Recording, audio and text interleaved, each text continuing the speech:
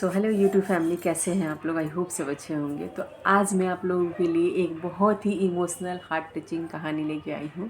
अगर कहानी पसंद आए तो प्लीज़ लाइक करना बिल्कुल मत भूलना, एंड चैनल पे नए हैं तो चैनल को सब्सक्राइब करना भी बिल्कुल मत भूलना, इस तरह की कहानियाँ सुनने के लिए एंड पढ़ने के लिए। तो एक समय की बात है कि दो भाई रहते थे, है ना। सपोज़ राम एम श्याम ही समझ लीजिए।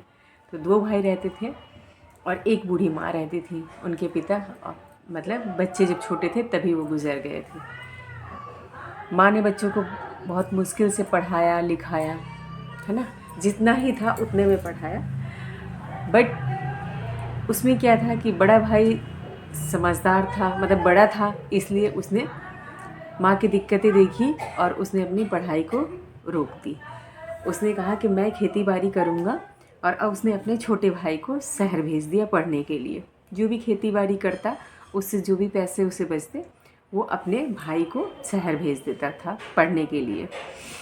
भाई पढ़ा लिखा और अच्छी खासी नौकरी उसकी भी लग गई, एंड दोनों के विवाह हुए। दोनों अपने अपने परिवार लेके, जो बड़ा भाई था वो अपना गांव में ही अपना परिवार को लेके रहता और माँ, बूढ़ी माँ को लेके रहता, क्योंकि माँ शहर में रहना नहीं चाहती थी। वो कहते हैं जो गांव में खुले में रह जाते हैं उनको शहर में दम सा घुटने लगता। तो वही वाली चीज़ें, माँ शहर में रहना नहीं चाहती थी। एंड बड़ा भाई, छोटा भाई जो था वो शहर में रहा, नौकरी लगी, बहुत अच्छे से उसने घर बनाया, पैसे कमाए और घर बनाया। घर बनाया तो बहुत बड़ा सा घर बनाया।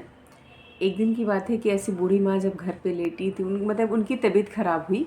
एंड गांव में जो भाई रहता था, बड़ा भाई जो गांव में रहता था, उसने गांव में बहुत इलाज कराया।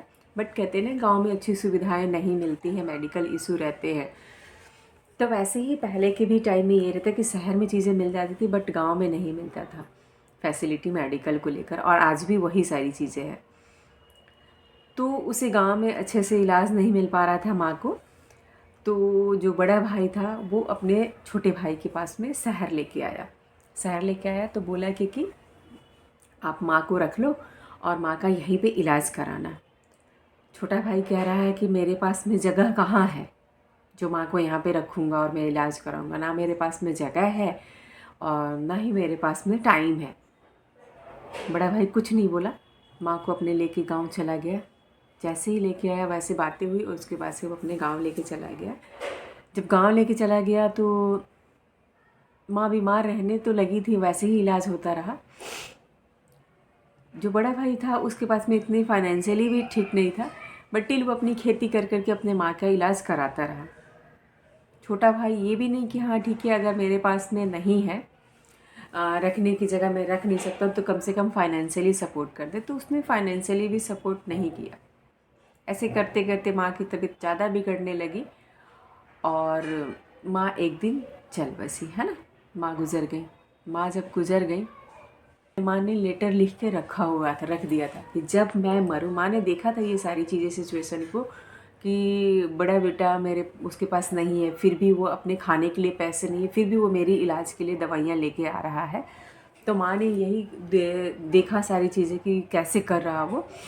माँ ने एक लेटर लिखा था, लेटर में यही लिखा था कि जिस बेटे ने मेरे इलाज कराया, है ना, अपने खून से जिसने मेरा इलाज कराया, मेरे मरने के बाद मेरी सारी वसीयत उसी बेटे को दिया जाए। उसने अपने दोनों बेटे में से किसी का नाम मेंशन नहीं किया, बट कहते हैं ना कि जो जिस तरह से करता है उसका, कहते हैं ना, परिणाम मिलता है ना।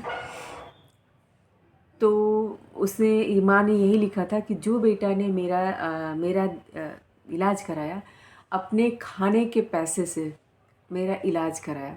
मैंने तो सिर्फ उसे दूध पिलाया था, बट उसने अपना खून पिला के मेरा इलाज कराया, है ना। खून बेच के, खून पिला के, है ना। कहते हैं कि भूखे रह रहा तो खून ही तो बेचारे का जल रहा था। तो इस तरह से मेरा इलाज कराया, तो मेरे वसीयत का पूरा पूरा जो हक है वो उस बेटे का हो, मेंशन नहीं था। माँ चली गई। जब घर में होते हैं ना, सामान को इधर उधर करते, तो वो एक लेटर मिलता है। बड़ा भाई पढ़ता है